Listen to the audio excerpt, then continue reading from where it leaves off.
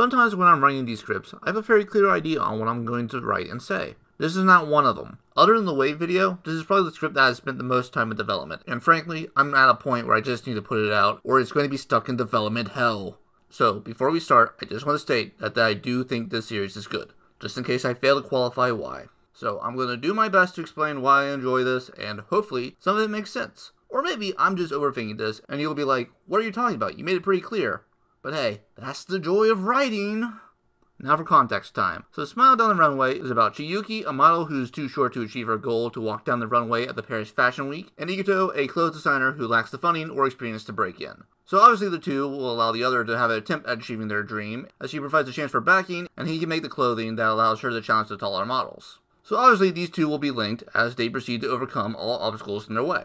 I do enjoy this process, as a lot of the time they can't overcome the bigger obstacles and need to settle in overcoming a minor obstacle instead. But you can sense that these small victories are building up and forming the tools that they will need to finally break those bigger obstacles. Plus, seeing how the characters react to knowing they have to settle but continue to set their eye on the initial goal is quite solid, as it hypes up the process, as we get excited every time they continue to get closer and closer to finally overcoming that obstacle. Also, I got a soft spot for 20 plots, and Smile Down the Runway does have one, as Iguto is roped into one, as he has to prove his talent after he gets noticed by a fashion school principal. A lot of this is done rather well, and we get some decent rivals that are developed and offer quite a different style or process compared to our protagonist. Especially the one that acts as the final boss for the event, as his interactions with Iguto proves very interesting, as it alludes to the fact that these two will be working together in the future, so the conflict in their style leads to an interesting matchup. Also, while I would enjoy a deeper dive on the ideas at play, as I don't have a fashion background, they do make a solid attempt to try and explain why certain designs stick out or how the process of playing a show goes about. Also, how they wrapped up the first tourney has some good examples of more long-term planning. If you don't want spoilers, skip to this time. Spoilers in 5, 4, 3, 2, 1. They pull something most sports and other battle shonen series do, and have the protagonist, in this case Iguto, lose his first major battle. He of course overperforms, especially given it was his first go around, but it's not enough to break the top rankings. Thus, this loss helps serve to ground him as he sees he needs more experience to achieve his goal. It allows him to get a taste of what's to come, and establish bonds among the first set of rivals, as he will probably team up and compete against them at later dates.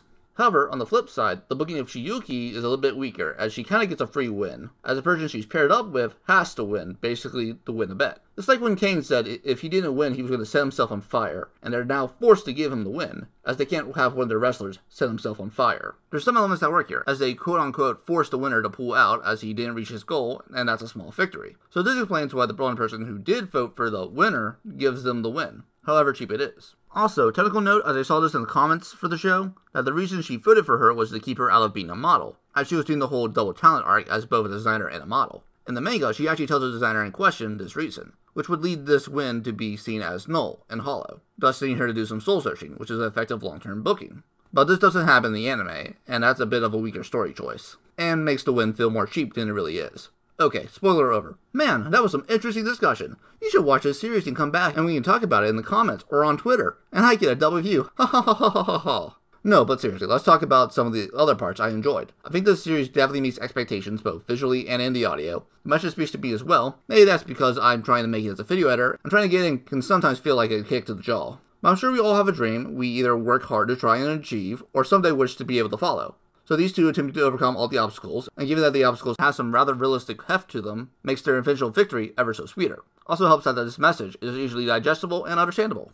The biggest issue, of course, is related to something I mentioned earlier. A lot of this is long-term booking, and we have no guarantee we'll get that payoff. A lot of what we got is solid, and has elements of good storytelling, but the story can't reach true greatness until we can see what this payoff is. As it would be like we only got the first arc of One Piece, and saw Luffy and the Straw Hats make it to the Grand Line, but not become the king of the pirates. Yeah, it's a solid arc, but it's all the things that is building to that payoff that makes that series a masterpiece, and that goes for any series planning to go along. But hey, full marks to you, Smile, for doing something interesting with a new topic, breaking it down in a way accessible to a wider demographic. So you at least got my interest, and I may now read the series, but if you now want my full attention and get me hooked, get a second season ready, and get me closer to that big payoff.